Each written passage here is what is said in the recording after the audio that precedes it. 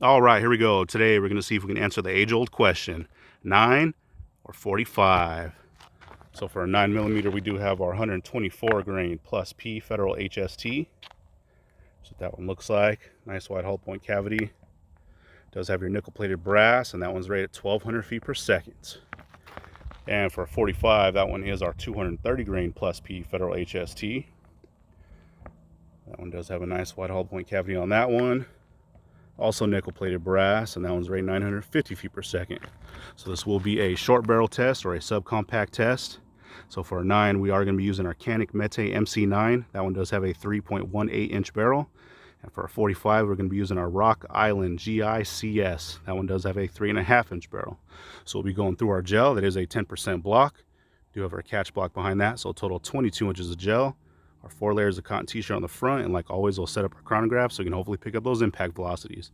So let's set up and see how these rounds do head to head. First one up will be that 9mm. All right, we're stepping up to 15 feet.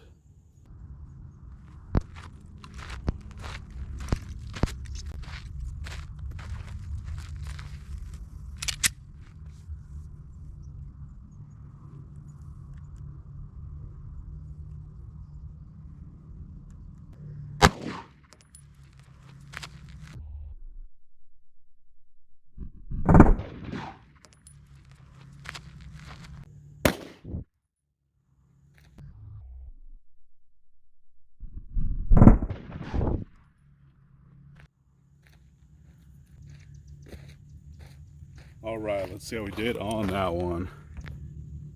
So it looks like our impact velocity on that one was 1,162 feet per second. So it's actually really good for that short barrel. Awesome to see there. All right, so it looks like we got a pretty good entry hole on this. You can see right down in that cavity. And we do have a pretty good star pattern so far. So let's check it out from the top. Oh yeah, not too bad at all. So you can see where that one came in. Got some really nice spiral cuts going on. Looks like it carried that energy most of the way. Did start to settle down just a little bit towards the end, and we did make it into that second block. So let's see what kind of measurement we have on this one. So let's see, at our widest spot, we are just, let's see, about 1 3/4 inches. Probably just, it's actually just shy of 2. So really not too bad there. So let's check it out from the side. Oh yeah, that one's looking really good too. So that one came in, opened up, and man, got some really nice cuts in here. And like I said, it did carry most of the way. It's about that last inch or so. It did start to settle down, and there it is. Hopefully you guys can see this in that second one. So let's see if we can get a measurement on this from the side. So at our widest spot from the side is just about the same, probably right at 2 inches or so. Like always, we'll cut these open and get our cross section so we can get a little bit more accurate measurement, but not too bad so far. And you can see that round resting right down in there. So at our leading edge, we are 2 inches. So that made it 13 inches of total penetration. So let's set up for that 45 and see how that one does. All right, we're still at to 15 feet.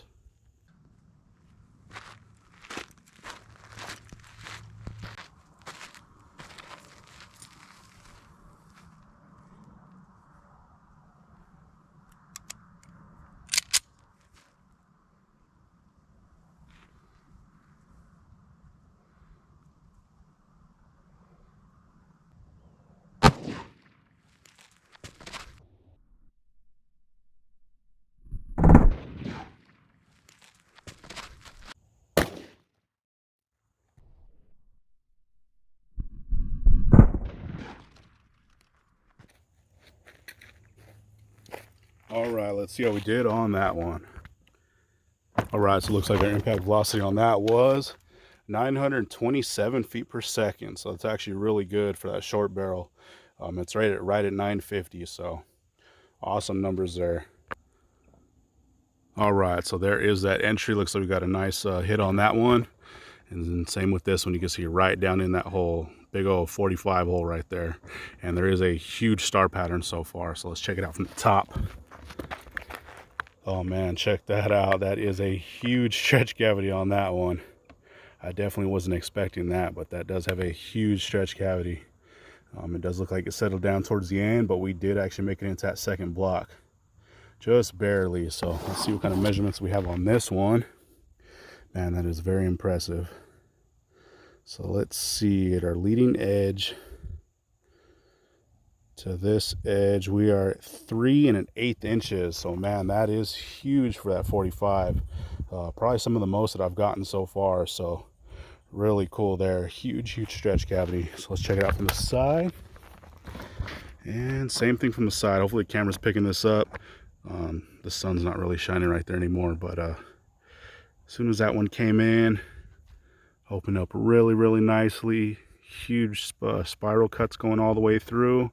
And then it did start to settle down, and we did make it into that second block. So at our widest spot from the side, we are right at 2 inches. So a little bit less from the side, but man, that top was really cool to see there. And there is that round right there in that second block. So like I said, it didn't make it too far.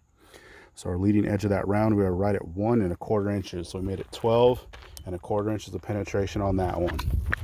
But man, check out that stretch cavity for that 45. So we'll look at them one more time. So here is that 9mm. You can see that one came in, pretty much immediately opened up. Got some really nice spiral cuts. Made it about 2/3 of that block, and then it did start to settle down. Then we did make it into that second block. I don't know if you could see it there, but it is that round there on the top. And that 45, same thing, about the same amount, right at that 1/4 inch mark, opened up and really was dumping some energy there. That is a huge stretch cavity. And same with this one, drug it through about 2/3 of the block, did start to settle down. And there it is, resting that second block. So let's pull these rounds and see what they look like. All right, check these things out. They both got some really awesome expansion there, and I'm sure you could tell which one is which. So the one on the right is that 9mm, the one on the left is that 45. Just some massive expansion. So here is that 9. Looks like we got some perfect uniform expansion on that one. There's a little bit of gel still kind of stuffed down in the center of that hollow point cavity, but check that out. Picture perfect mushrooming on this one. Really good to see. And it's an HST, so you know they usually work no matter what, even in these short barrels. But that is one picture perfect round. And for that 45, check this thing out. That thing is massive. That is a huge slug, and same thing with this one. Perfect uniform expansion on that. Those petals just peeled back really nicely. And I will rinse these out here at the end so we can get our pictures and still shots and all that good stuff. But man, check that out. Just one huge slug. So really cool to see there. So let's check them out one time from the bottom. So the one on the right is that 9, one on the left is that 45, which I'm sure you can tell. But man, they got some awesome expansion there. Both picture perfect. And one more time from the top. So there we go, guys. I know which one I'm picking. What about you? Anyways, thanks for watching. All right, here's that cross section for that 9mm. So this one has some pretty good splits and cuts going on. Looks like a perfect star pattern right there. Same on this other side. You can see that nice spiral going down in there from that rifling. I did remeasure these. These are right at 2 1/4 inches at their widest and about 2 1/8 inches on average. So not too bad at all. So let's cut it open. All right, and here's after being cut. So this bottom is the right side, this top is the left. So you can see as soon as this one came in, pretty much immediately started opening up.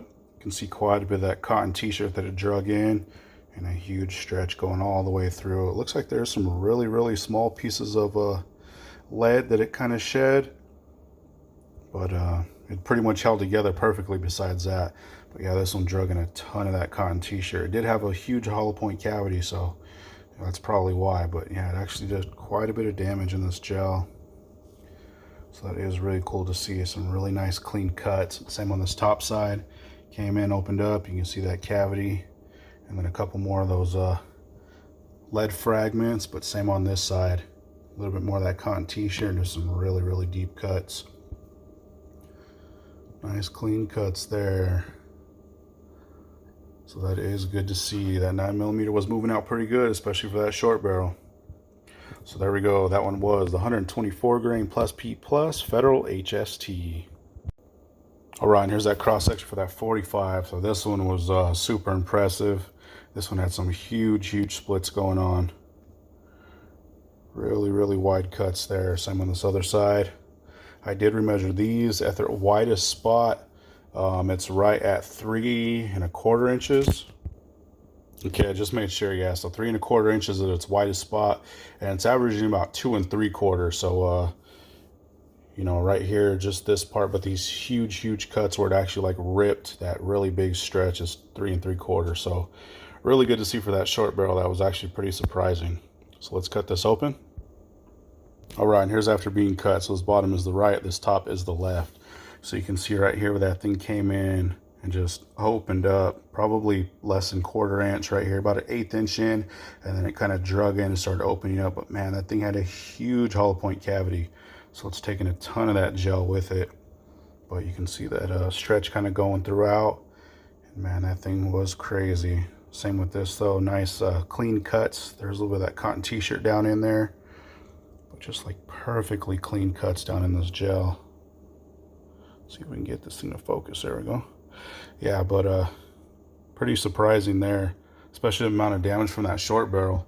So same on this top, you can see where it came in, started parachuting open, just another huge stretch going on. And this one on this side drug in a ton of that cotton t-shirt. But check these splits out right here. They are massive and really clean. Yeah, that was a really fun one to test. Every time I test that one, it does great. But there we go. That one was actually, we're going to do a little bit different angle right here just so you can get an idea on those cuts. But yeah, really clean, man. Crazy. But there we go. Once again, that one was the 230 grain plus P Federal HST out of that short barrel.